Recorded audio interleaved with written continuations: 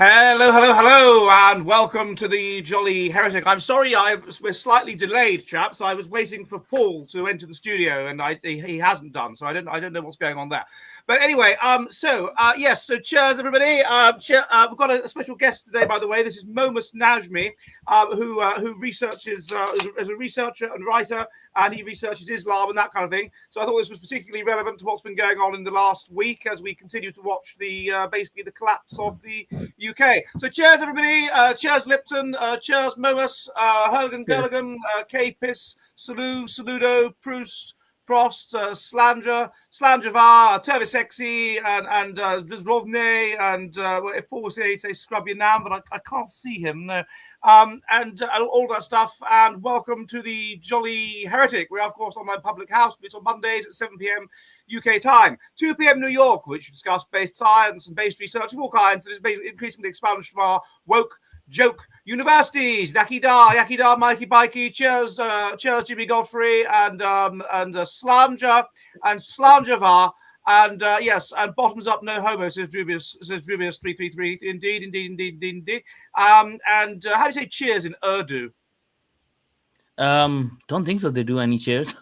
They don't do any cheers. Well, anyway, cheers to any haram Muslims.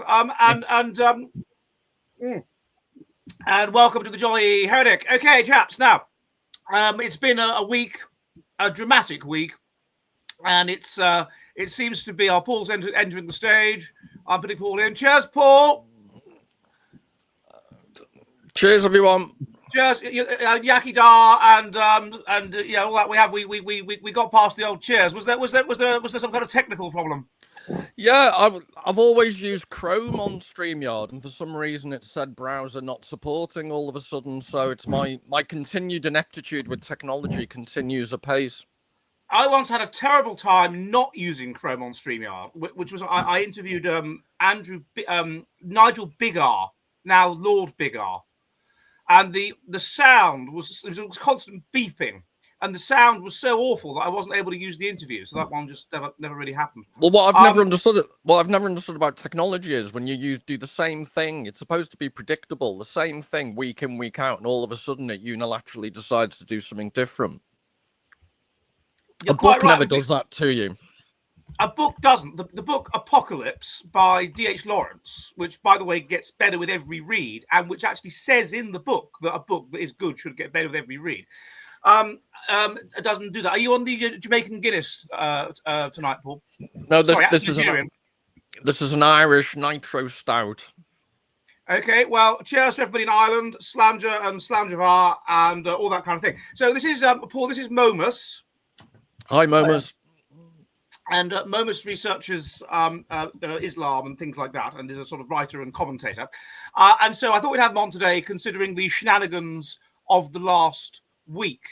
So I've got my sort of religious studies view on it. Lipton probably has some kind of racist view on it, and I'm sure Paul has a view on it.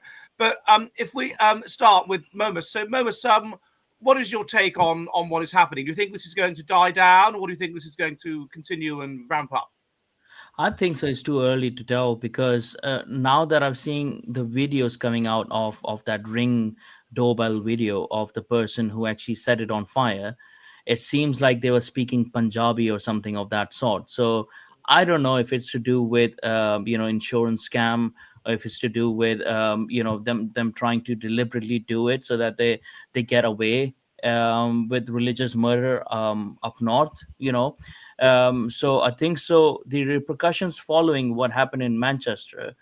I'm talking about the attack on the mosque, right? Because that happened pretty quickly. The attack on the mosque. Oh, sorry. I thought you were talking about the attack on the synagogue. It's confused. Yeah, but that's what I'm saying. Like the attack on the synagogue happened, and then the attack on the mosque happened quite quickly, right? So I don't know if they're trying to do this deliberately to cause a civil war or not, or if there's some containment tactic going on by the government or not. I'm not sure if this is going to blow up quite as soon as people might think. I think so. You might need more attacks of that sort on one another for it to happen, but it surely is troubling. It's troubling because we don't know the motives of, like, we know the motives of that jihad guy. I think so. He made it pretty obvious. His dad made it pretty obvious that he's going to do that by naming him jihad. But We don't know what happened with the mosque and stuff. We don't like we've been gaslit by the government so much. So yeah, I think so it's a bit too early to tell if it's Right. So gonna you go said, from there. I didn't. Sorry, I hadn't read this. They were speaking Punjabi. That they've Yeah, got that. I actually just saw the video today. So there was some doorbell video, and that guy responded to something that he was on the phone or something of that sort, and he said something similar in Urdu, but it seemed a bit Punjabi, right? And then that guy proceeded to burn the mosque, right? And Right. now okay, now these things are not confirmed yet. That there's a, like whatever people have released it, so we're still waiting on the police reports and stuff to confirm what is the actual motivation behind it. But it seems unlikely it is the so-called far right, um, because the timing is so bloody convenient for it. And if it's not, if it really is that, then if it really is far right or whatever, then we can say, okay, this is going to escalate then, because it's going to go tit for tat then. Well, I suppose it could escalate anyway because people would just Yeah. think it was the far right or come up with some nonsense idea that it was. Yeah. I mean, it does seem it was very quick. Normally, you'd expect Yeah. some simmering, Yeah. and also it wasn't an attack on British people or the white people. So I suppose that there's that. But what do you make more of the guy who was the killer in Manchester? The guy seems a bit unstable anyways, like his life is sort of unstable.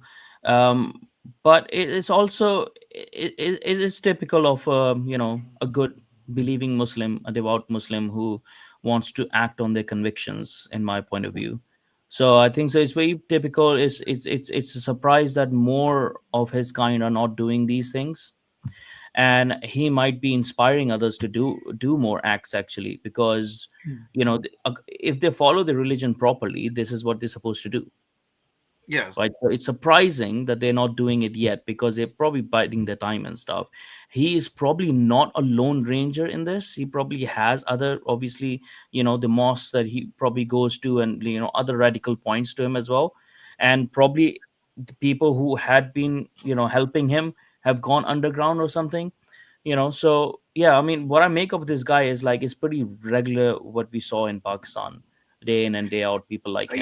I mean, you lived in Pakistan for a good few 9 years, years, yeah. 9 years, right? And Yeah. so, what is it? I mean, that distinguishes you from them, but why don't I mean? You seem to have. Even this morning, I was emailed by an African American PhD student who was talking about weird culture and how in her department, white people say to her, "Oh, the logic is racist," and all this kind of thing. And she's this is ridiculous. She's more like Lipson's attitude. This is ridiculous. I mean, like, what is it about these people that they feel so?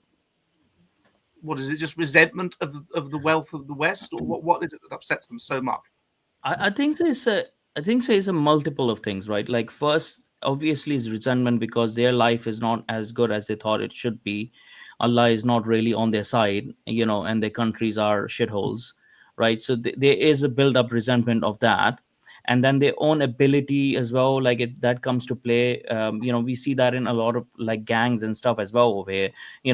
Wherever they're from, whether they're religious or not, whether they're black or white or whatever, their upbringing and stuff, loss of opportunities and stuff like that, so that's not there for them. And they have broken families, or even when they have families, not broken families like his, they are dysfunctional families where, like, the parents are a bit radical and whatnot.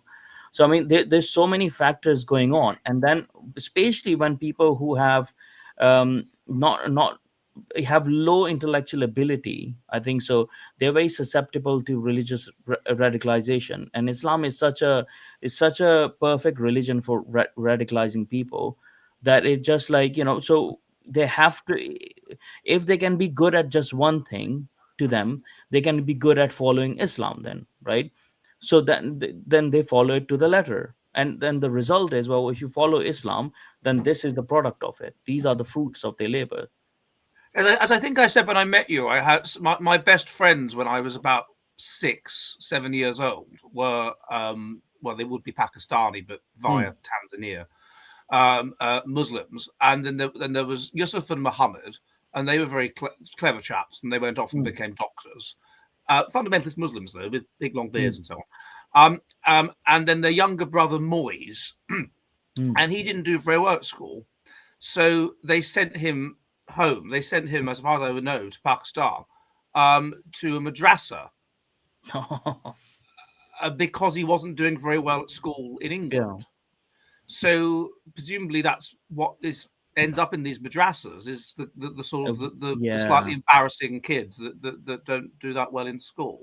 I mean, even if you see the points of madrasas, like there were around 300 or so madrasas in 1970 up till 1970s or so, and then when General Zia came in with his martial law and stuff in Pakistan, and he started Islamizing the whole country, Saudi Arabia and Qatar invested heavily, and Iran invested heavily in madrasas.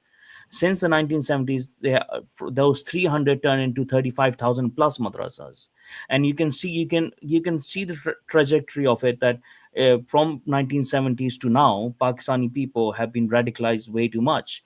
The view of Pakistanis before 1970s was a bit different. So this is why when you find a lot of these Pakistani educated ones, especially from Karachi, Urdu speaking ones, when they are in foreign countries and they had immigrated out of Pakistan before 1970, their viewpoint, their worldview is a bit different than the Pakistanis who hadn't, and who have remained there, and generationally they have become more and more radicalized, and as more and more Sharia law has creeped into the Pakistani penal code, which was based on English common law before.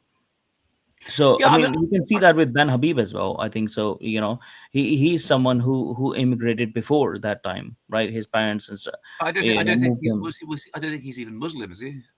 No, I don't think so. He's Muslim, but like whether you are. So sound.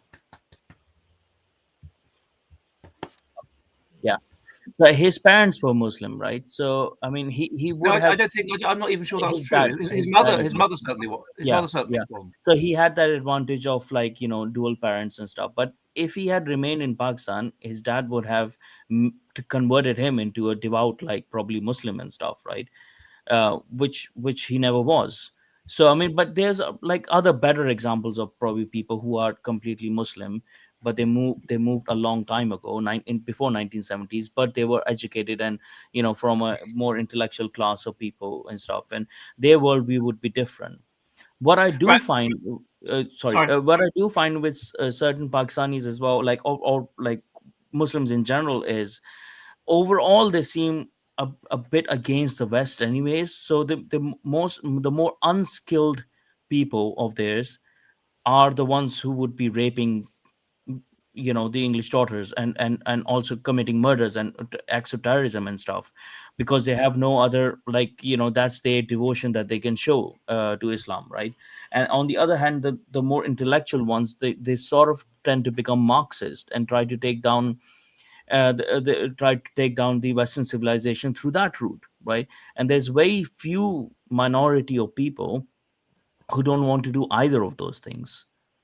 So you're talking about like Tariq Ali and people. The philosopher Tariq Ali. Yeah. So I mean, there is an issue, but like obviously Islam and the West. So, Paul, do you have any comment on what we've? Well, I'm just wondering, because I only visited Malaysia very briefly, but it strikes me that somewhere like Malaysia is a genuinely multicultural society. You have roughly, it's about a third of different ethnicities, I'm guessing, and that means there's a countervailing force all the time. So no one religion can become so dominant, whereas in the UK, it's a largely irreligious country now. So anyone who has a firm belief in anything is going to not meet any secular resistance. Add to that, you've got this weird white, should I pronounce it like the Scottish guy, Yusuf? White. You've got this guilt, this patriarchal, phallocentric white guilt. So I don't know whether you followed recently Gary Neville.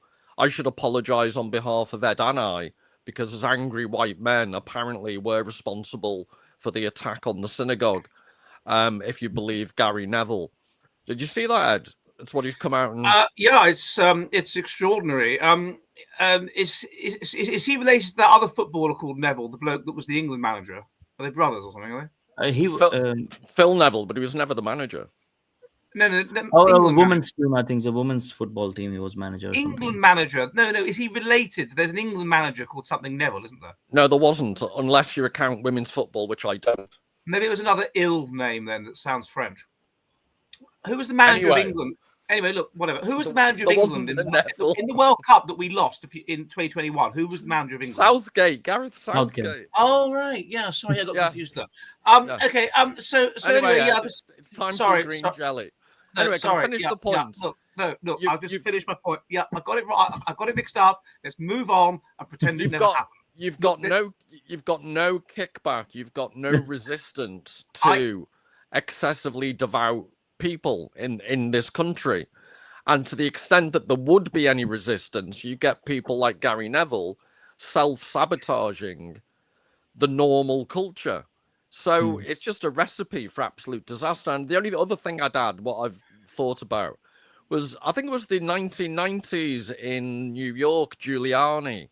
It was called the broken window philosophy to law and order. So if there was a broken window or graffiti, the police clamped down on it. And he said, if you sort out the small things, it doesn't escalate.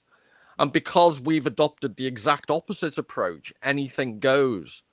We've had hate marches week in, week out. Guess what? There's this psychological atmosphere where excessively radical people think they can get away with anything. But I think that goes deeper, though, doesn't it? I mean, these hate marches, as you call them, at least among certain participants in those hate marches, are just basically tantrums.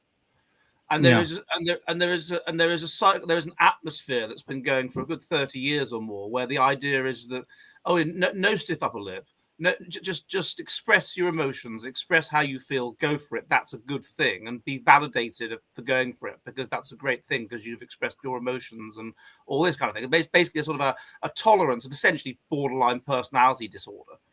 If only Richard was here, but he's late.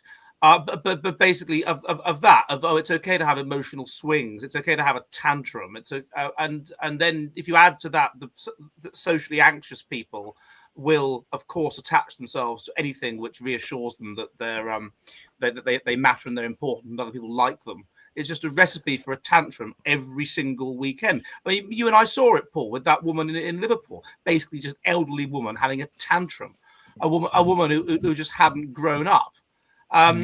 Well, could I only add to that, though? It's slightly more nuanced because tantrums tend to be, I totally accept there's a certain level of emotional incontinence which leads to tantrums, but there's also a sense where it's pre-planned. So the fact that there's going to be a march tomorrow at many UK universities on the anniversary of October the 7th, any normal, emotionally well-regulated person would see that as an absolutely tasteless provocation, and yet it's going to go ahead. It's pre-planned, premeditated, and it's a combination of self-entitlement and emotional incontinence in this weird mix. It's why it fits with the BPD model. I'll just come to you in a second. It's very good chap for putting your hand up. Good chap. But that's what the BPD people. It's manipulation. They say that I'll manipulate you. Toddler's having a tantrum. Of course, it's planned. I'll try the tantrum. If that doesn't work, I'll try something else. Anyway, sorry, Lipton. Well, again, as usual, I am agreeing with the esteemed Paul Taylor, because Paul is so smart. Paul is often saying that the problem with society today is the lack of consequences. Perfect example, my favorite example, Greta Thunberg. When will we ban Greta Thunberg? When will the Israelis ban her? When will the Americans ban her? This is not a little girl. Ban her. Not banned. Ban her. Oh, right. Yeah. BAN. Ban. She should be banned. Put on a no-fly zone, a no-fly list. Why are people tolerating the behavior of Greta Thunberg?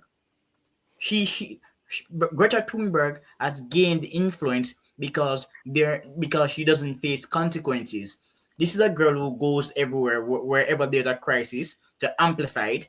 And rather than punishing her for bad behavior, she's praised. To the flotilla, some leaders are saying that the Israeli regime was wrong to have arrested Greta or detained or whatever. But Greta is a troublemaker. She should never have been in Israel. So people don't face consequences for their actions. Just like what Paul said about the students who are planning to march or a demonstration, whatever they're intending to do. There are no consequences. Nobody's saying these people should just punish them, ignore them, don't give them jobs. There are no consequences. You only face consequences if you're a traditional white man. Those are the only people who face consequences. So if you say, for example, middle class women of a certain age, there's a consequence. But if you say at the moment they have to go so far as, I'd say two things to that. First of all, I believe they abolished corporal punishment. They banned corporal punishment in the home in Sweden in the early 80s. Or was it 79? So that's an obvious problem. She's never had consequences. If she'd have had what they call in Finland herkoiveniemi, then perhaps she'd behave herself. Secondly,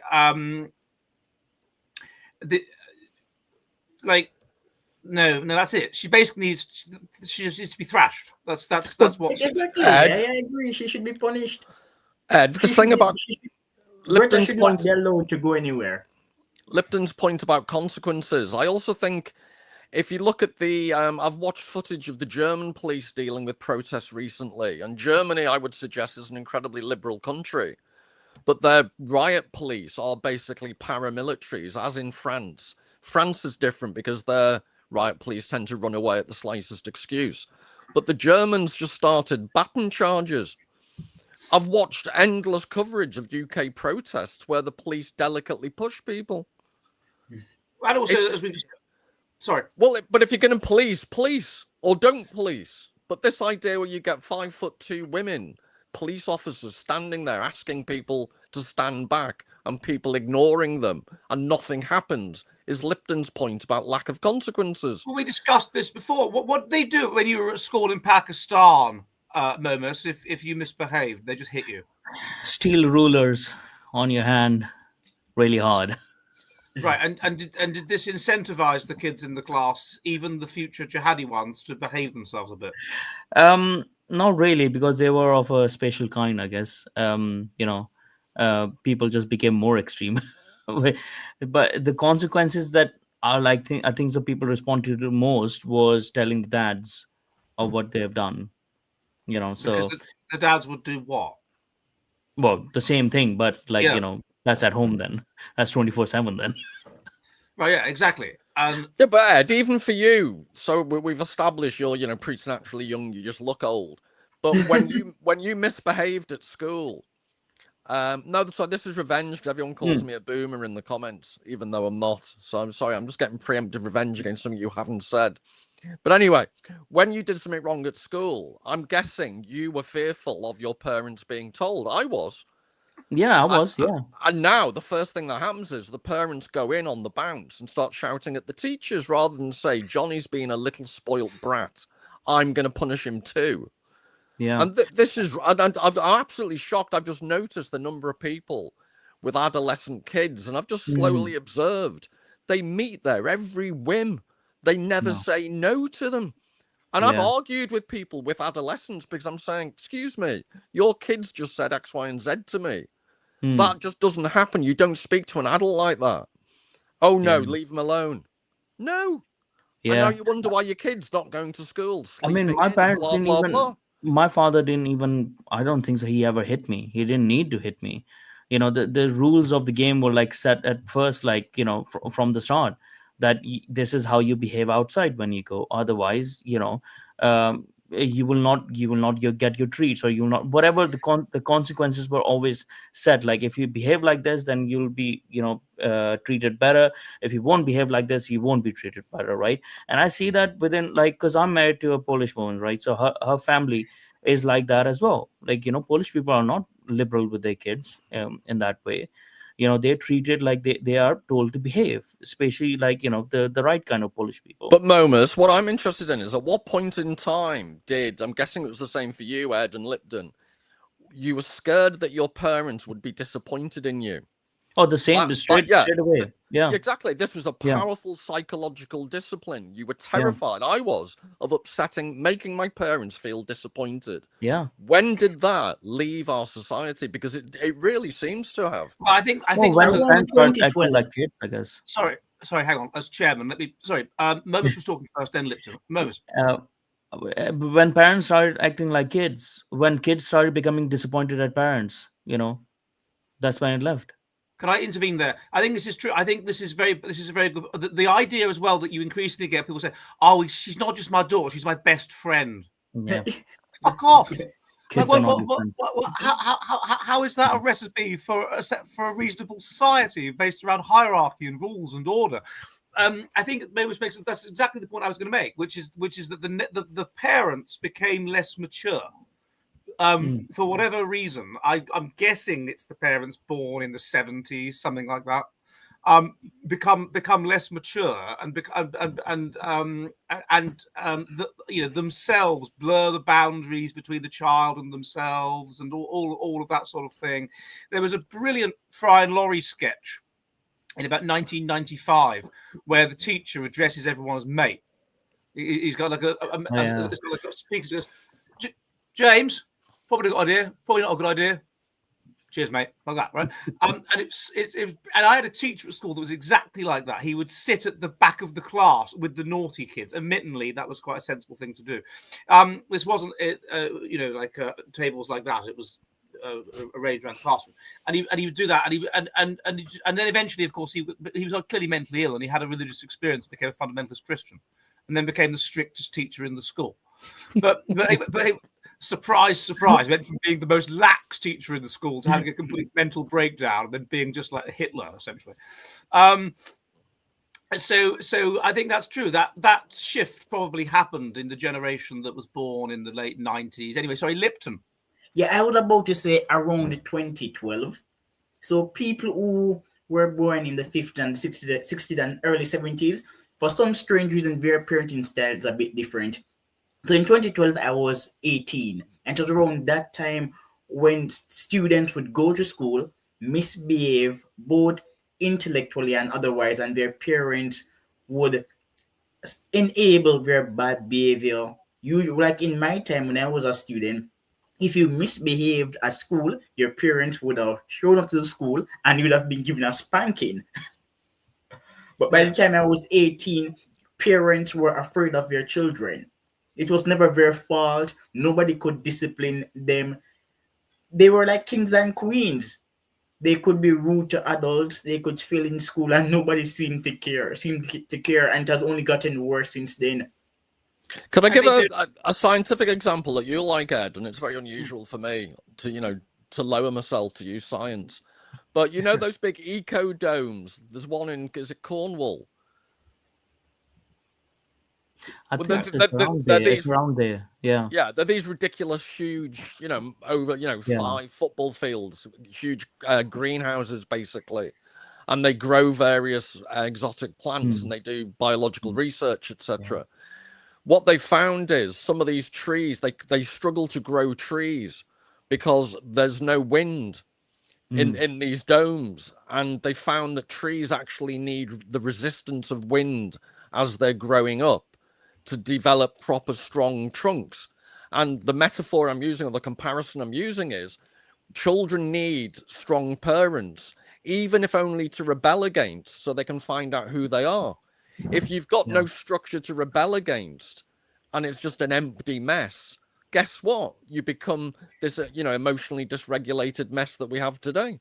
That is a very good point. And also, have you read the book, maybe Lipton's read it, by Menelaus Apostolou? I know him. I've read his work on sex. What's it called? Something under parental evolution under parental choice, or something like that. I can't remember what it's called. Right? Is it new? No, it's about 10 years old. But what he argues is Paul's point, which is that yes, that's right. Right? Kids do need something to rebel against, to the extent that they are evolved over time for that to be the case, particularly women. And so the result is that basically the parents want their child, the daughter, let's say, to marry someone who is in the parents' evolutionary interests. The children want to marry someone that is in their evolutionary interests. So the children overreach, go for, as it were, the wrong kind of person, the wrong kind of man, such that in the end, when there is a compromise that is reached, they actually get the evolutionary optimum. Right, you see. And so then if you take away that, if the parents just say you can have whatever you like, then you will go for something that is literally evolutionarily suboptimal. And you will engage in behavior that is evolutionarily suboptimal, so that you will be evolved to want to run around on your own and be a complete slapper, because in evolution the parents will stand in the way and stop you being a complete slapper, such that you're a bit of a slapper. Like take it away, then you just get chaos. That's Okay. very Another point again, back to what you and Paul have been saying. In the education system, we really should retire the ideas of John Dewey. Children don't really have rights. Children should not be abused. They have what we call negative freedom. But I don't believe that children have positive rights.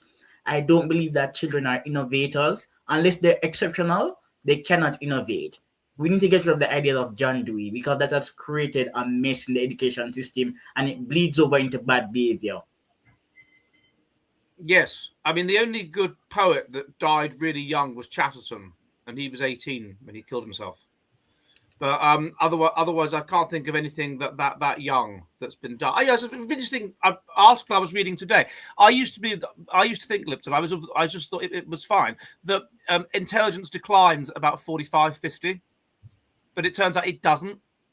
It just stops. It just stops increasing, and you basically tread water till you're about 80, and that's when intelligence declines.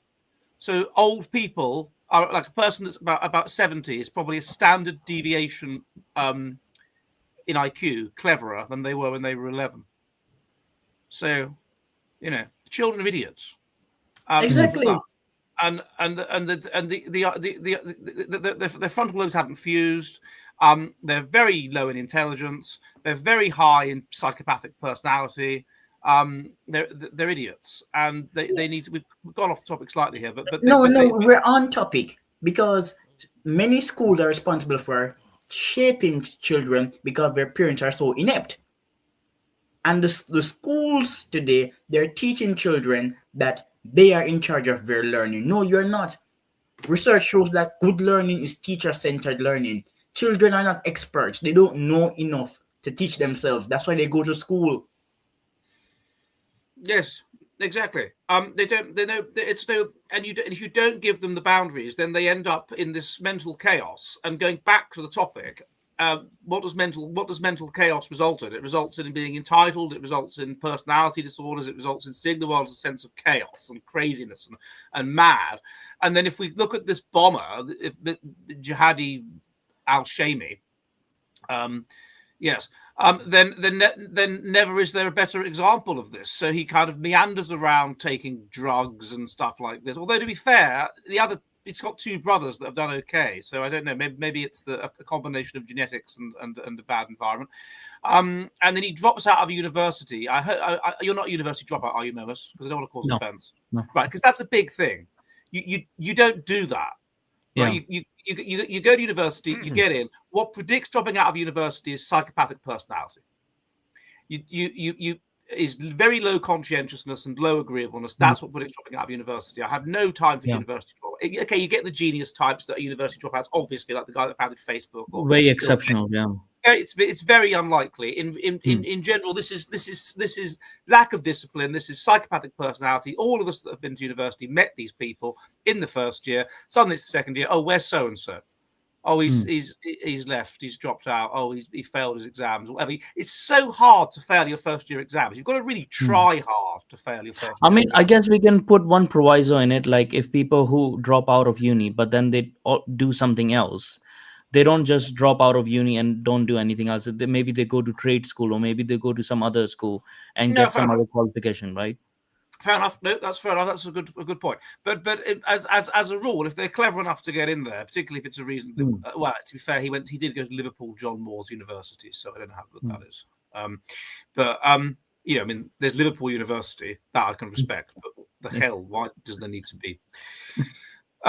But anyway, that's where he went, and then he dropped out, and then his life's all over the place, and then of course he's like, how can I get a sense of order and a sense of structure and a sense of kind of self-esteem back, that I'm not just some loser that's dropped out of university and plays computer games all day and smokes cannabis. Allah will give me that sense. The Prophet, peace be upon him, will give me that sense, and then that's what we have with him. So yeah. But also, I think so. Like we expect every kid to be schooled in the same way as well. Like kids from different cultures to be schooled in the same way as well. You don't see that many white British kids growing up to become terrorists, even though they are going through the same school system. So there's also a thing to say, like sorry to interrupt, but a better example might be you don't get Orthodox Jewish people turning into terrorism, despite the fact, in a certain sense, they've gone to an equally fundamentalist school as a madras. Yeah. Well, I actually, that's really good.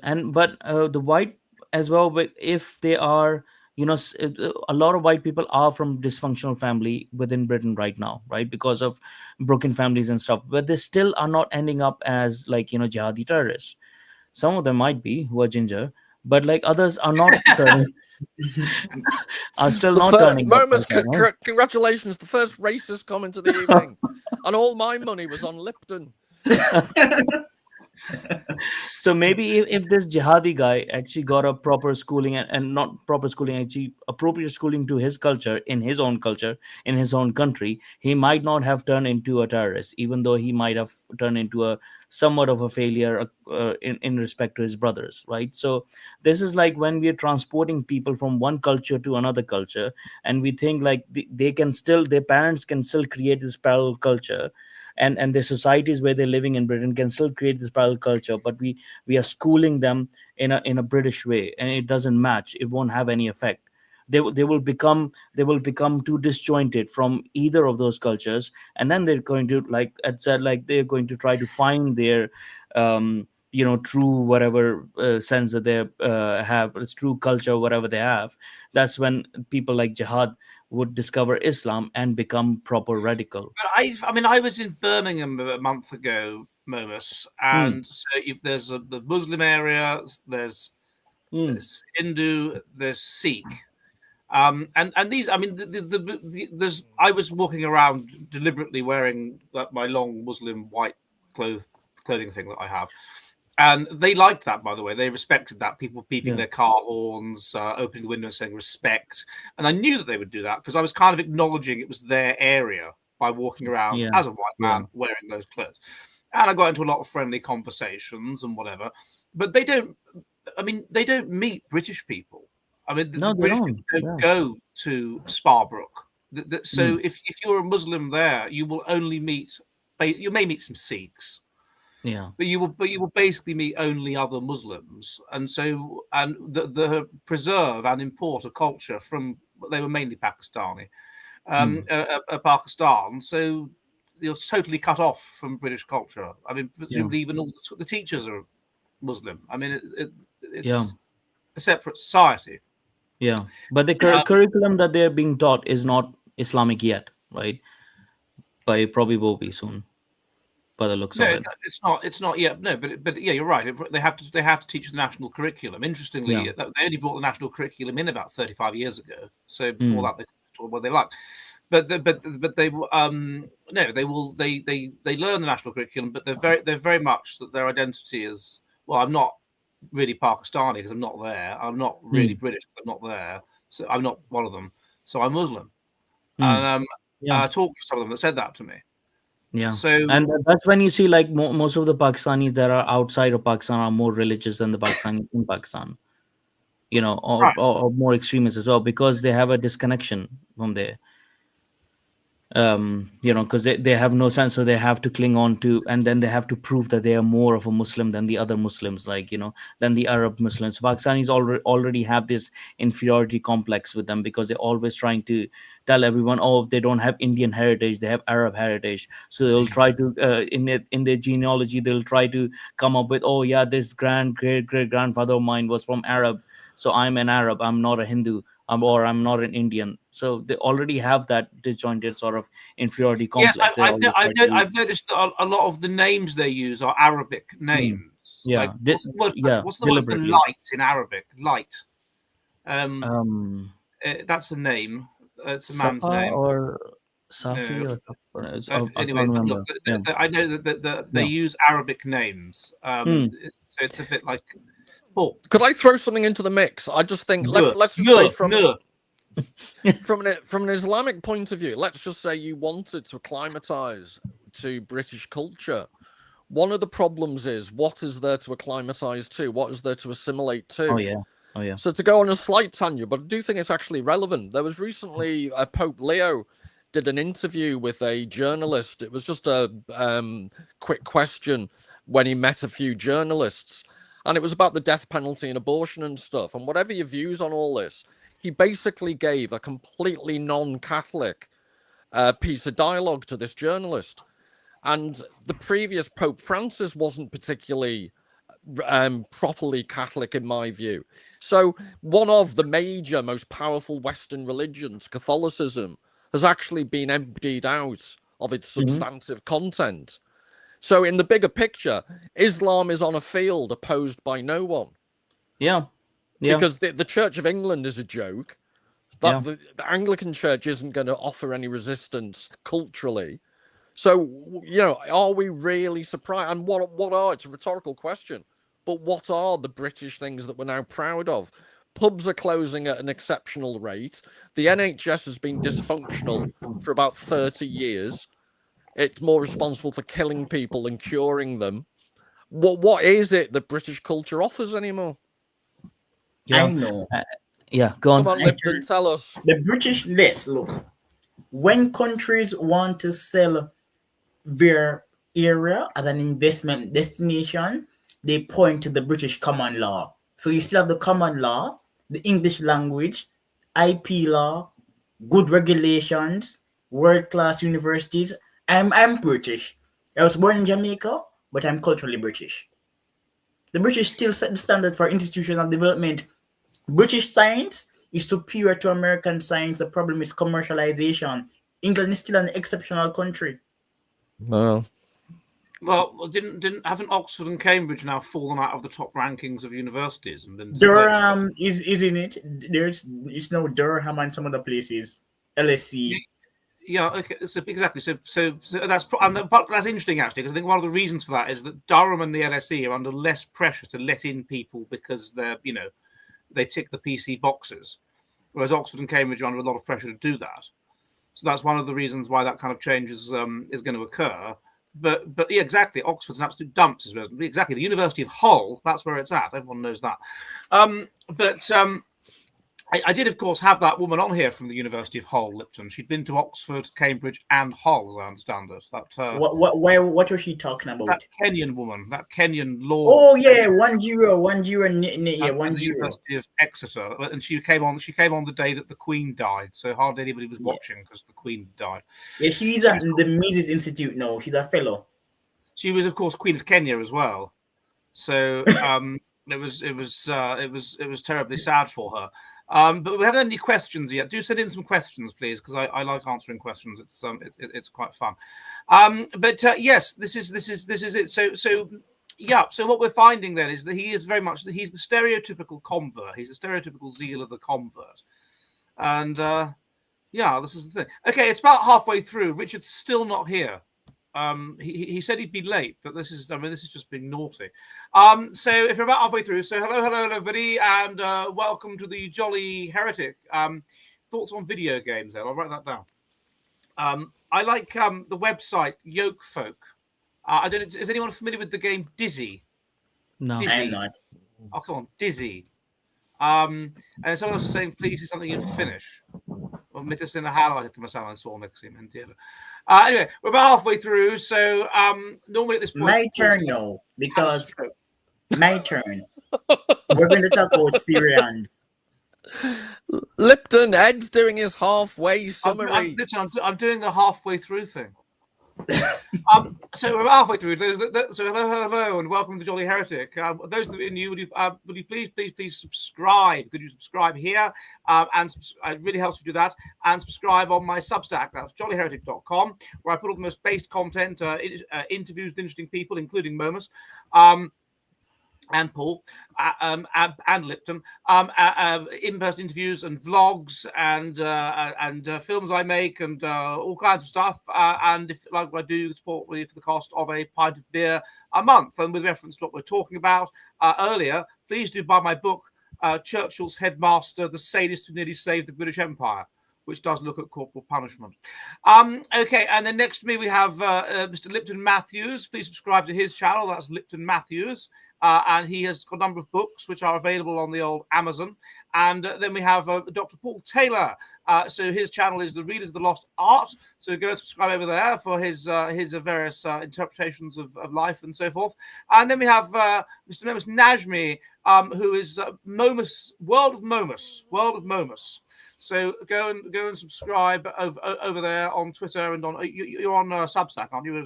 Yes, on Substack as well. So World of Momus. Now we have a resident poet here at the Jolly Heretic Public House, and I'm now waiting for my here we go to upload.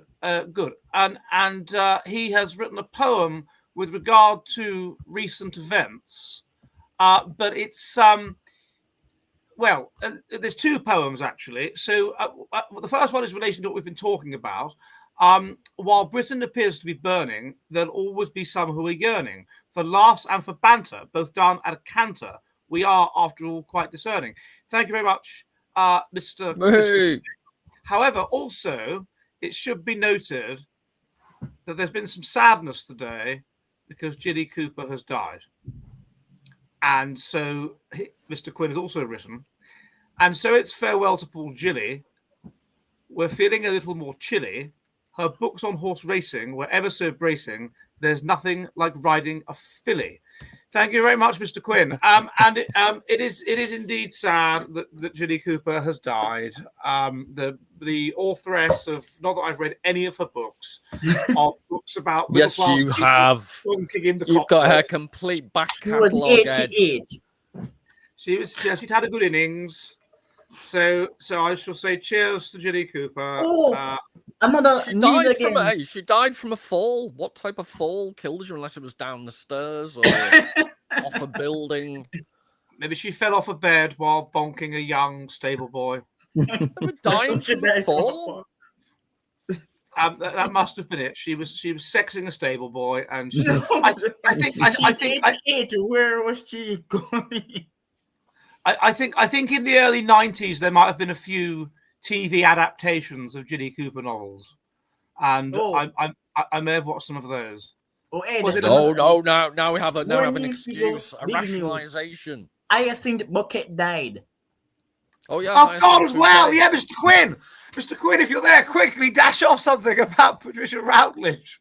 Hyacinth Bucket keeping up appearances. Oh, indeed, she did. Yes, that was very, very sad. I mean, they only made 3 series between 1990 and 1993, but that was superb. Was keeping up appearances. I did that video years ago where I said that the new Hyacinth Bucket, if she was born in 1989 rather than 1929, would be super woke. She would be utterly concerned about woke things, and she'd be saying, like, Richard, Daddy has gone to the Unite the Kingdom rally. We've got to stop him, Richard. It'll be like that, wouldn't it? Richard, Bruce is going around saying nice things about Tommy Robinson. We've got to stop him, Richard. That's what it would be. That would be the new snobbery.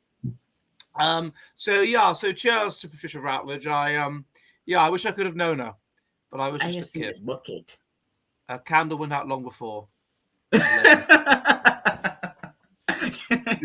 She's kicked the bouquet. That's right. God, they're almost all dead now because Elizabeth, the neighbour, she died ages ago. The one that plays Elizabeth, Josephine Chewson, what was married to Reggie Perrin, and then and then Onslow died, and then Rose died in like the mid-90s. So there's hardly any of them left. Oh, and Richard died as well a few years ago. So it's terribly, terribly sad. So right, so I still can't believe Richard isn't here. Like to say to me that it might be a bit late and to still not be here. Ed, can I offer some advice? I think for continuity purposes, it will work really well if you keep mentioning it every 10 seconds. I know. It is working well, isn't it? It's drawing in. It's people have the anticipation of knowing that Richard might be here, but he might not. And it's a little bit. You can't. Will Richard be here? We just can't. We can't know. Do you find it interesting, Ed, that when Richard's not here, the filth quotient falls dramatically? Yes. Well, yes. He is. And then when there is filthy content, he's the first person to complain. He is. He incites the filthy content. Yeah. He incites and then he complains. And then That's says, "Come on, guys." Manipulative behavior, isn't it? It is. It is. It's Lipton. Yeah, I want to talk about Syrians. Okay, go for it in a non-racist way. People have studied Syrian entrepreneurship, but what they don't tell you is that Syrian entrepreneurs tend to be related. So many of the Syrians who are successful in Jamaica, they have relatives in America or distant cousins who are equally successful. The point I'm making is that there's nothing special about Syrians. It is a selection effect. Syria is not a productive country. And Syrian immigrants are disproportionately on welfare in Europe.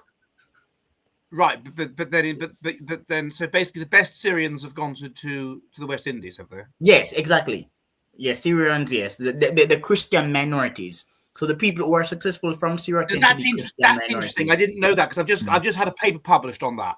So I had what are Syrians? No, on the Sudanese Copts. Oh. And as you can expect, they have a certain quality that we can't mention on here directly. Okay. Where can I find that paper? Which journal? It's in the Journal of Psychology in Africa. Okay. It'll be published sort of in the next few weeks. But yeah, I need to read it now. Send it to me now, please. Well, not now because I'm talking, but I'll send it to you. I'll send it to you later. But it was with my usual crowd, my Saudi Arabian colleagues that I do research with. Yeah. And that is the case. So that's fascinating. I find that because it's the Sudanese Copts, Rob El Mahadi, not cops, not Sudanese police officers. Sudanese COPTS. Okay. Yeah, COPTS, Copts. And they and it's the same in Egypt. There's data for there as well. It's the same everywhere. They are this elite minority. They're involved in mercantile, banking, whatever. So I didn't know that about the West Indies. That's really interesting. So I'm guessing they also don't genetically mix with the Muslims in that societies as well, don't they? No, because they basically, from what I can work out, they imposed the jizya, and the tax, right? So this is like. Can I giggle, Ed, on behalf of Richard when you said that? Yeah. they imposed the jizz, and what happened was that everybody in Sudan got covered in jizz except them. And I didn't mean to encourage you to that extent. This meant they were richer. They were more socioeconomically successful because they weren't all covered in all jizz. Peaceful. No, they weren't. That's not true. Jizya is a tax on the non-believer, and so you can imagine that a person that is more is richer, basically, and we know we predict wealth, it's a certain quality of the mind, is not going to have to. They can avoid paying that tax. They don't have to pay that tax, and in their own community, they can therefore stay Christian. So obviously, it's going to be a selection event whereby people that are poorer, because they have less GFP and less intelligence, are going to have to pay the tax, and so therefore they convert to Islam, and so. It's fascinating, and so then you have this selection effect everywhere. It's not just in Egypt, and the Copts came to Sudan under the British Protectorate, so not even that long ago, like a few hundred years ago. But also in Iraq, and I don't know if there's a Christian minority in Pakistan. There probably is. There is, but they're very impoverished, most of them. So. Okay, that doesn't fit my hypothesis at all. No. But in the other, why is that then? Well, they're not given any opportunities, so they're limited to what jobs they can do and what they can't do. They're limited to where they can live, so they're they're kept impoverished basically. So lack of opportunity for them a lot. All right. So they haven't become an elite minority. No. Okay. No, What no, about no, the Sikhs? What no. about the Sikhs in Pakistan? How The Ahmadis have, right? So the Ahmadis, who are like a sect within Islam, who don't believe in the prophet being the last prophet, and they have a continuation of the prophets. So the Muslims don't really consider them as Muslims. Basically, they call Ahmadis non-Muslims. But the Ahmadis have become an elite minority in Pakistan, and So the what? they have more wealth. Ahmadis. Right. So they're not Shia. They are a sect of Shia, but they're considered both by Shias and by Sunnis. They're considered non-Muslims, and actually on the ID cards as well, it's written non-Muslims. Ahmadis are not Muslims. I don't think I've heard of the Ahmadis, which is frightening because I've written a book on Islam. Yeah. Ahmadis. They have a prince. They have a prince. Oh, you mean that they follow. you mean the Aga Khan? Yeah. Yeah, we know They're the all Aga like Khan. different things. So Okay, I don't know what I don't know. Yeah, I know what you mean. Yeah, them. Yeah. Right. Yeah. Momus, are they technically guilty of Shia cheek? sorry, Are they technically guilty of Shia cheek? I'm not sure I follow. He's making a pun. Yeah, bad one. No, good one. No, the I know who you mean. Yeah, the Aga Khan. Yeah. So there's that woman, Jasmine Alibi Brown. Oh, Who is- don't, Ed. You'll give me PTSD. She's one of them.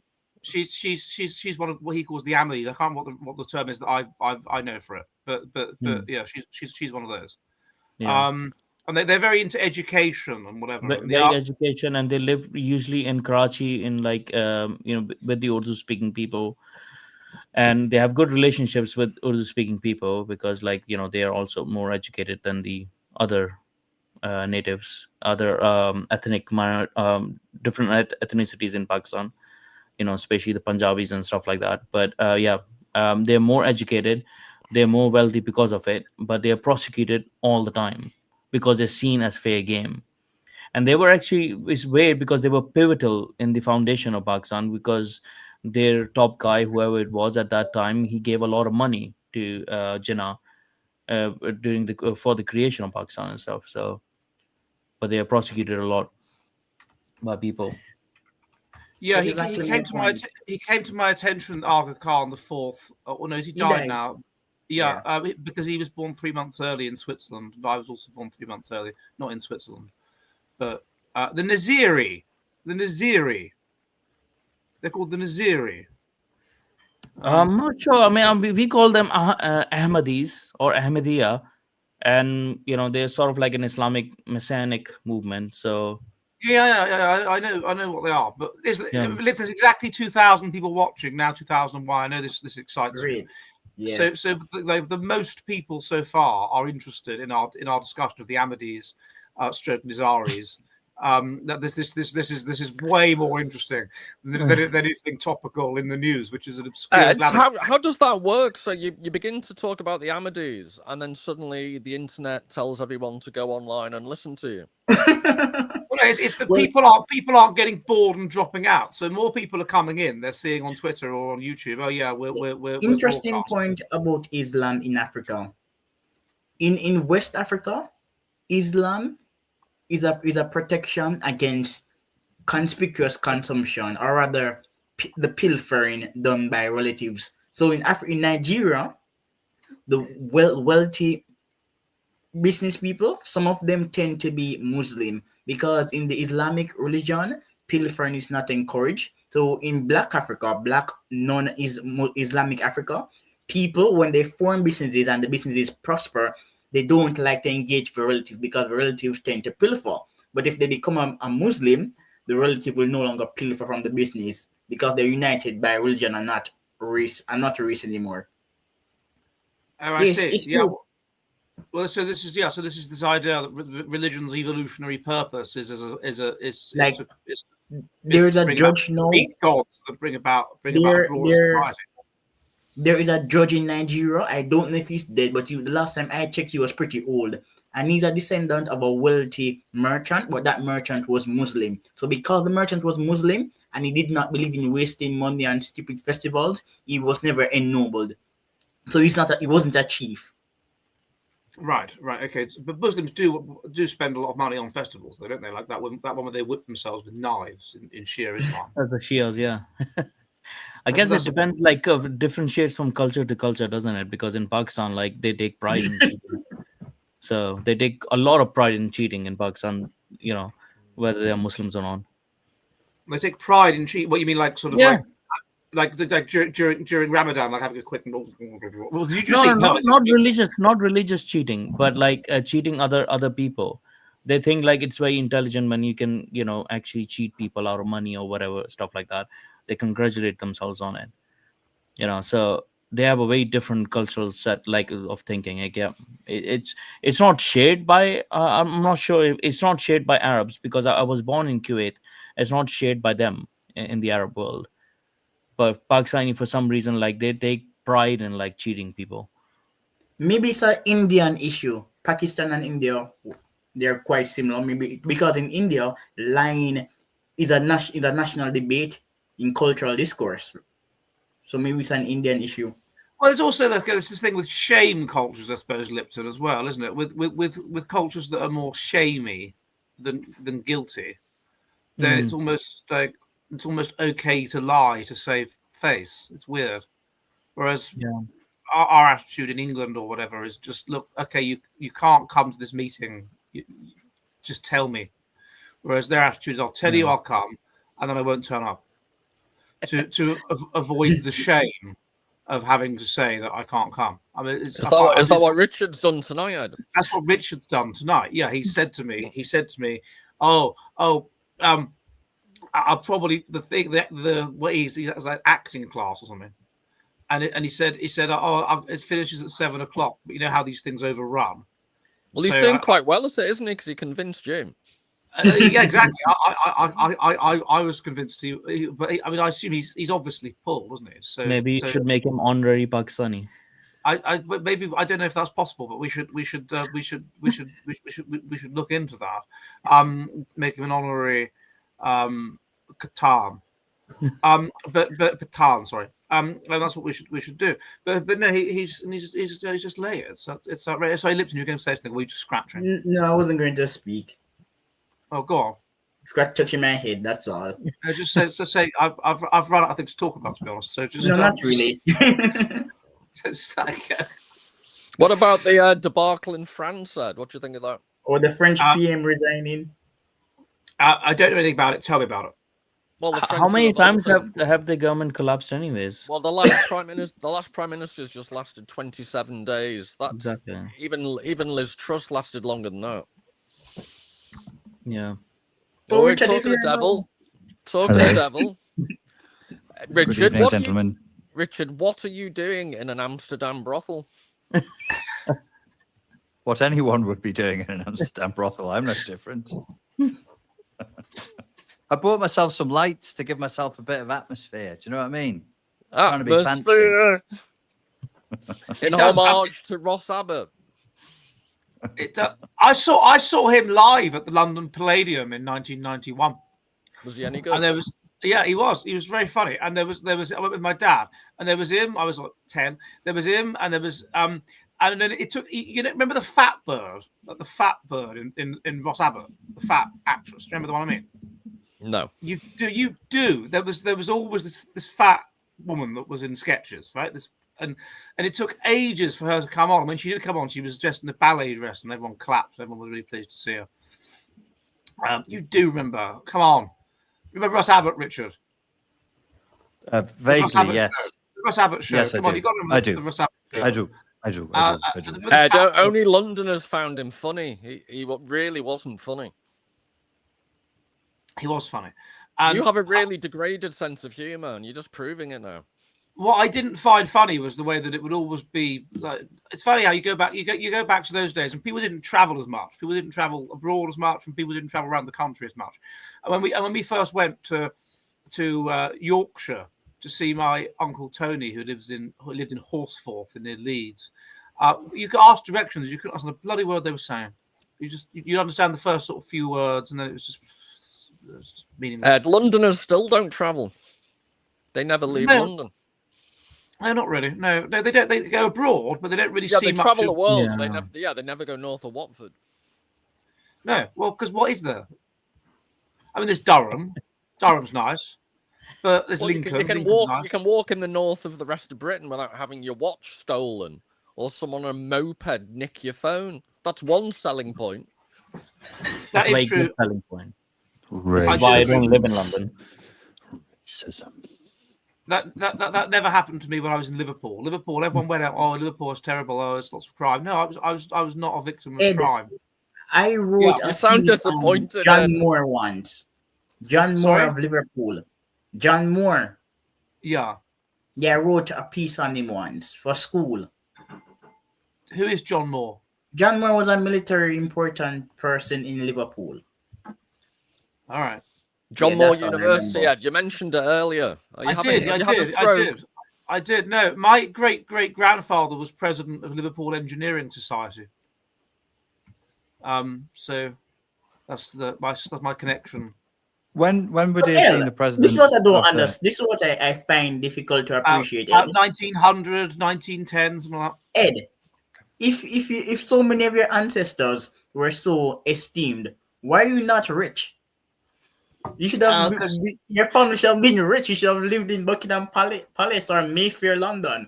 Why are you not Lipton, rich? He's the tired end of the DNA. Yeah. They lived in a place called Stanthorne Hall, but unfortunately, that all went to a different line. I did actually meet a descendant. You told me the old lady. You met the her. old lady, yeah, Barbie, 9 years ago. Oh, she was great, but unfortunately, she's died. Because she was born, to be fair, in 1921, so she's quite old. So, Ed, to clarify, are you the least successful member of your family tree? I think. Well, no. There's some less. There's Yeah, I certainly think that my house is smaller than Stanthorne Hall. That's pretty clear. They've come up and they've come down.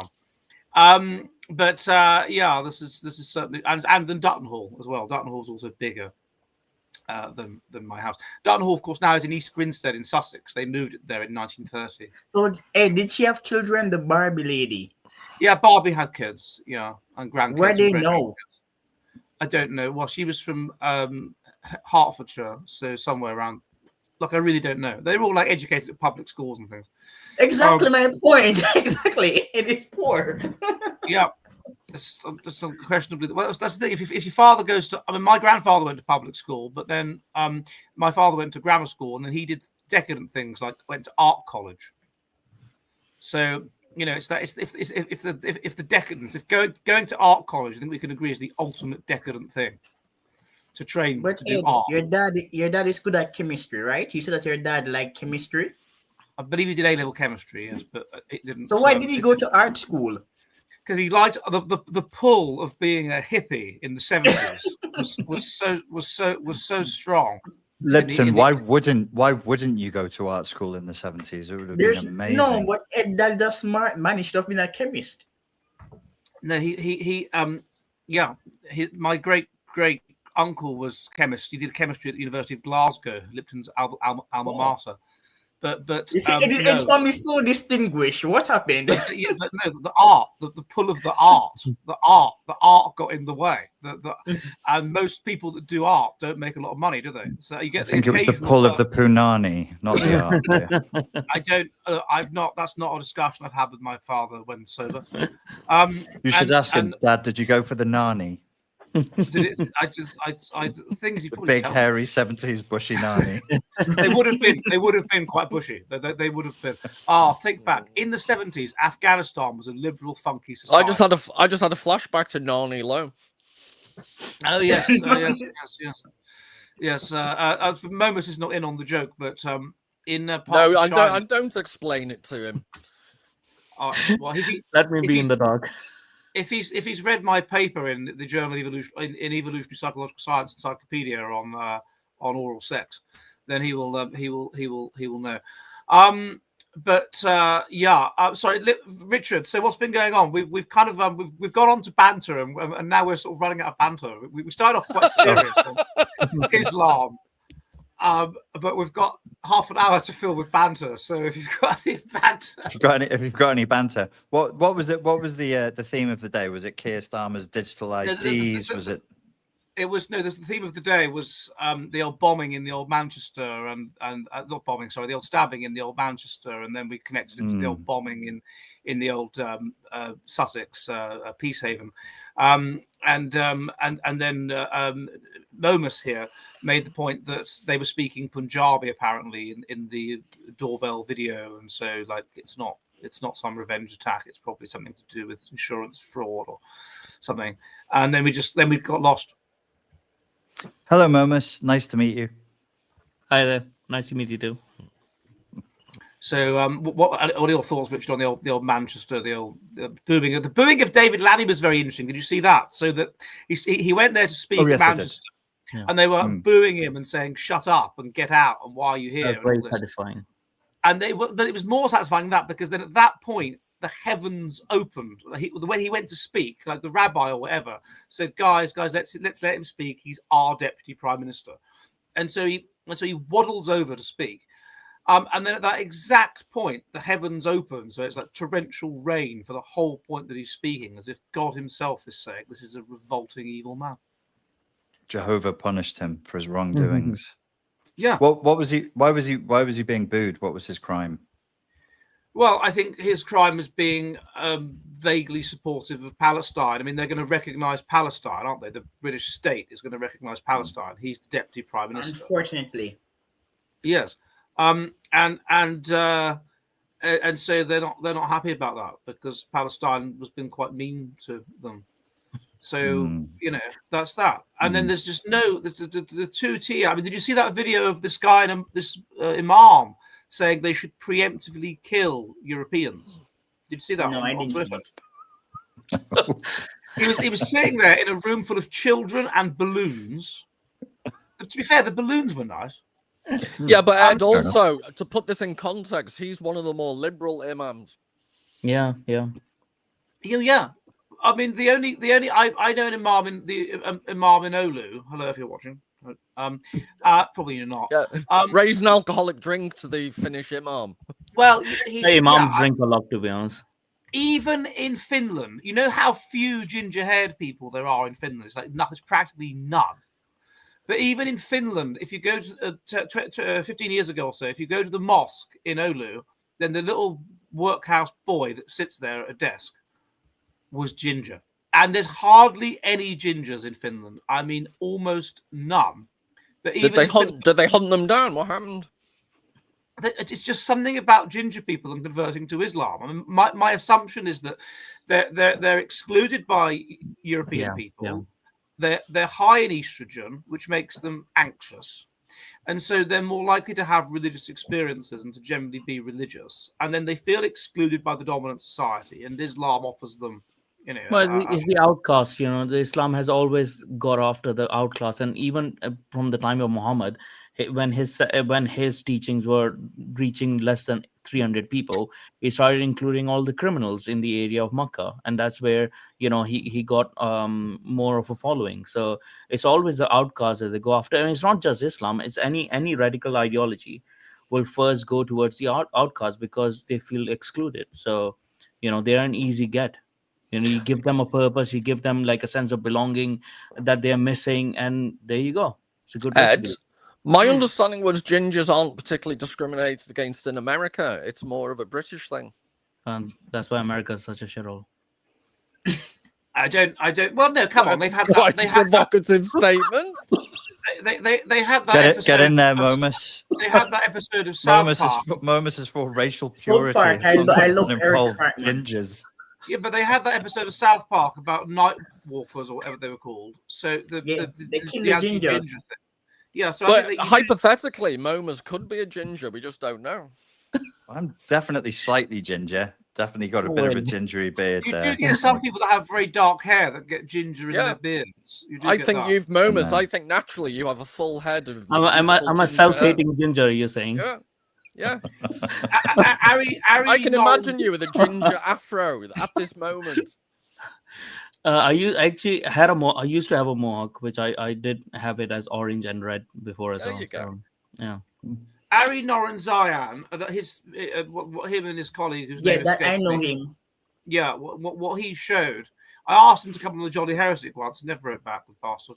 I didn't hear back from him either. I sent him an email once too. Well, let's agree that he's a very bad man. But he Can we talk about Richard's acting class? Oh yeah, but just a minute. But what he shows, the I two thought it things was that produce dancing class. religiosity are Richard's now acting are in an stress, embarrassed fashion. particularly mortality salience, and also feeling excluded. Those are the two things. So feeling excluded predicts becoming religious. If you feel excluded, you're more likely to become religious. So that would explain the ginger correlation. Anyway, Richard, where have you been? I've been acting. Yeah. Why? Yeah. The film being made in Bucharest about narcissism, in which I play an aging, cocaine-addicted YouTube life coach who talks about narcissism. That's not acting. I was Yes, gonna you say, play yourself. got in there first. So it's pretty easy, to be fair. They're like look broken and sleazy and dejected. I'm like, I am. Like, what more can I do for you? I did this in Olu in 2012. There was this thing called the Olu band commercial, and I basically had to audition. I assume that nobody else auditioned. I had to audition to play me, and basically a kind of comedic version of myself. And I auditioned and I got the role.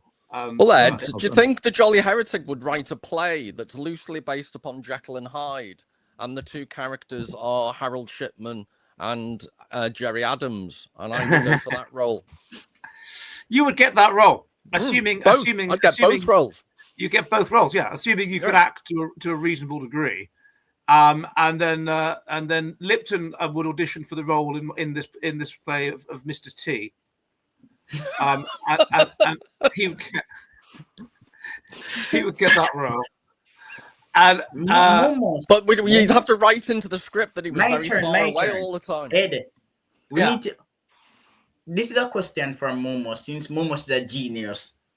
Momos, there is this scholar. Well, not Al Ghazali. I'm not going to talk about him, but there is a European writer who bashed Islam years ago. His name was I can't pronounce his name, but it's Ignaz. He has a long name, and some persons have said that his arguments were exaggerated, and people have also said that Al-Ghazali's anti-science writings were also exaggerated. What's your take, if you're familiar with the debate? I think so. Most of the scientific claims of during the Ottoman Empire, they are over exaggerated anyways, because and then they had certain ideas, but they never really got to their ideas. Like they never really accomplish anything with the ideas and stuff. So I think so. They were over exaggerated during that time. And the person Al-Ghazali, who is seen as Well anti-science, acted, was he well really anti-science, or didn't you read him? Sorry, I didn't get that. Al-Ghazali, is he really anti-science? If you read him at any point, I haven't read that much into it. yeah, So but Al-Ghazali, okay, yeah. I've heard of Al-Ghazali, yes, but I Al-Ghazali. don't remember the details. We have a question from Blood Based. He says gingers are revered in Islam because Muhammad was supposedly described as having red hair with grey eyes. This is also why so many Arabs dye their beards red. Isn't that right? I didn't know that. I have seen the Prophet Muhammad's feet, or one of his feet, his footprint, at the Red Mosque in Were they New Delhi. hoops? Yeah, one of his but he had very small feet, so I would estimate sort of size 6. So I assume he was quite a short man because he had very small feet. Very small. But the guy that was showing me around couldn't speak English, so he sort of pointed at his foot and went like that. And then this is quite a lot that this would happen. We'd go around and go like that. And then at the end of the tour, he wrote 50 in my hand, which meant that he expected me to pay him $50 for this ludicrous this fiasco of a tour. I think I might have 50 rupees. You know that impression you've just done? That's what you seem like to a Finnish taxi driver when you're ordering a cab home. What, like a monkey? No, yeah, because you can't pronounce your own address, can you? Oh yeah, no, I can't. No, that is true. I can't pronounce my own address, but we can't. I shouldn't have moved into a road that I can't pronounce. But what could you do? Rookie error. Rookie Ed, error. It was the only house me and my wife both me and my wife liked. Lipton. Yeah, my turn again, Ed. Yes. So Ed, I think we should start doing campus tours. The four of us are. Momos can come to if you want. Campus tours. Yes. Well, I'm going to be in England next week. So, and I've got kind of a free day on Sunday. So, I don't know if we want to go to a camp. I'm speaking at the Traditional Britain group on the Saturday. On the Sunday, I did have something in the evening, but the person in question went crazy, so I don't have that. So yeah, it's a great time to open reasoned critical debate on campuses. It's the perfect moment to do that. Yeah, perfect.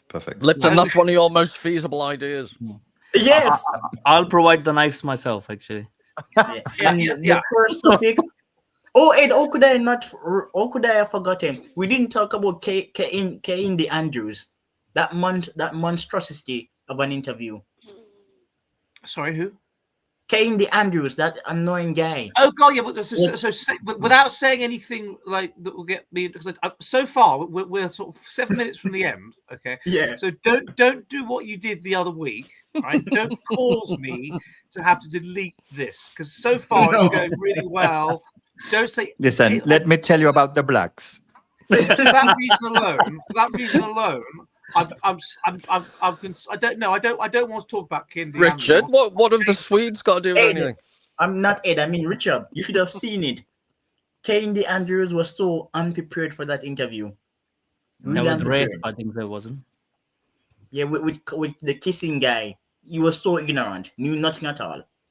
Oh, he was being interviewed by Constantine, was he? Yeah, I think so. It was on trigonometry with Rafe. It was really bad. Yeah.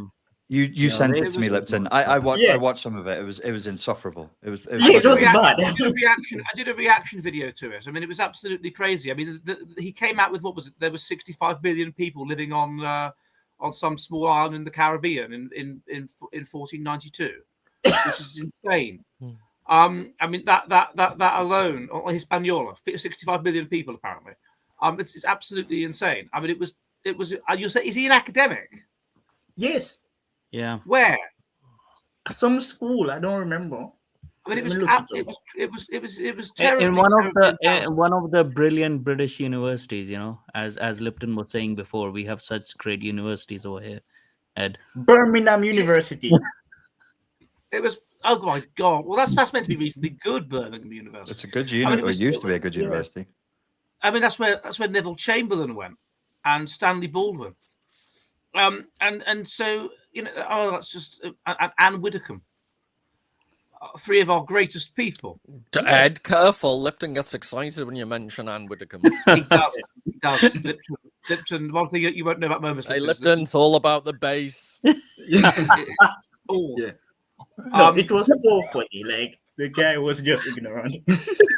It was incredible the level of stupidity to try to argue that there was no slavery in Africa. I have an article on that. No, there was slavery in Africa. Well, there was definitely slavery in Liberia, and he's like, no, there's never been, it's never happened. And I mean, in many ways, Rafe Haydo Manku was kind of kind to him, and that's the problem when you get to these kind of situations when you're dealing with someone that is so unintelligent, such an idiot. Like, Yeah. what do you do? And if you're a nice person, then your inclination is to try to find some point of commonality and just sort of, and that's what this guy, this Konstantin Kissin, was doing. He kind of intervened to diffuse the situation and change the subject when the other fellow was getting totally just destroyed. We both like Guinness, don't we? Yeah. Yeah. We both. That's the one. Paul and I have that in common. I'm just finding common ground. Yeah, me too. I want to be on trigonometry. Yes, Lipton. So Richard and Paul have both been on trigonometry, but Richard, you were on trigonometry, Richard? I mean, Paul. Yes. When? Oh, ages ago. It didn't go well. Really? I didn't know that Paul was on trigonometry. Yeah, it's good. You should watch it. Ed, why have you not been on trigonometry? Well, I've been told that I am considered too controversial to go on. I mean, you've got to remember that they have Stephen Fry on and whatever. So I apparently, if you look into a certain, so I should be on it.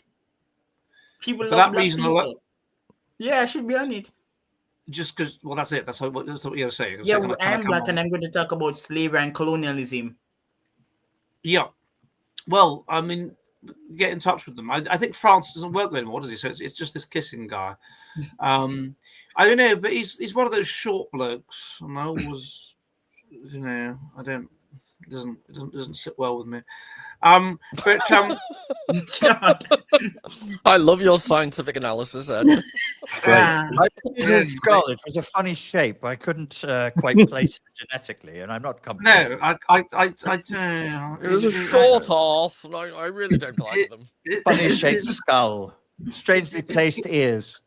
Check the color of his earwax. Wrong. He does. He had that kind of flaky white earwax. I don't like that. I like people that have yellow, yellow earwax. Earwax should be yellow, and slightly pungent. Indeed. So, by the way, if you're watching, go to my YouTube, go to my Substack to see my video on group differences in earwax. Ed, my earwax is the color of your smoking jacket. Is that normal? Well, red and yellow. Yeah. Well, that's because you've been picking your ear too much. So you've got blood in your earwax, and it's mixed together, and it's created that kind of effect. Please. Like if you pick your nose too much, then you get like a green and red bogey. Please. I beg of Give it you. a yank, and it's this sort of blood and mucus mixture, and then Richard gets really upset. Anyway. Richard, you're so nesh. A bogey is not naturally red, but if you push it up too hard or scratch, then you obviously get that mixture. And so No, you can't beat a good ear infection addled red color. It's very nice. Yeah, it's quite pleasurable when if your ears are completely blocked up and it all comes out. That is quite pleasurable, isn't it? Yeah. A large. That happened to me in just before I went to Hungary in 2011. I was practically deaf, and then I went to the swimming pool, and it's a funny thing, earwax, but there's good evolutionary reasons for it because it conveys. I let the dogs have a go when it gets really bad. Dogs have amazing earwax. No, but they're also good for getting rid of it.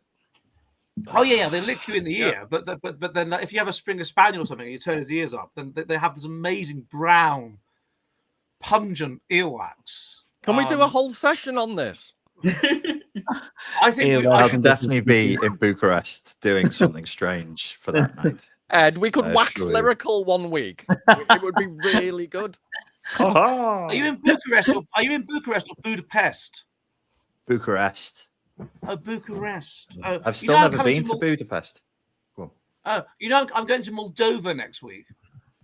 Oh, you're not far. No. Well, I am far. Well, yes, it is. It is technically far. It's still a plane ride away. What are you doing in Moldova next week? Tell everyone. Doing a film about where the Neo-Byzantium will be. Okay. He's doing a film about racisms.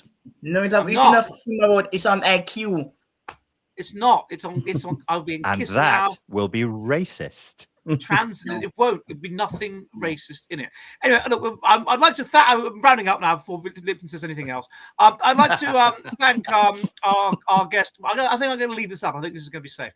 So I'd like to thank Lipton. Shush. I'd like to thank our guest Momus for coming on, and remember to subscribe to World of Momus on Substack and on Everywhere. the Twitter.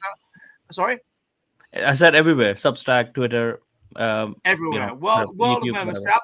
chaps. Great. And YouTube. And we will see. Well, I won't be here for the next week because I shall be, as I said. So see you in a couple of weeks' time. And tally ho and goodbye. Goodbye. Bye.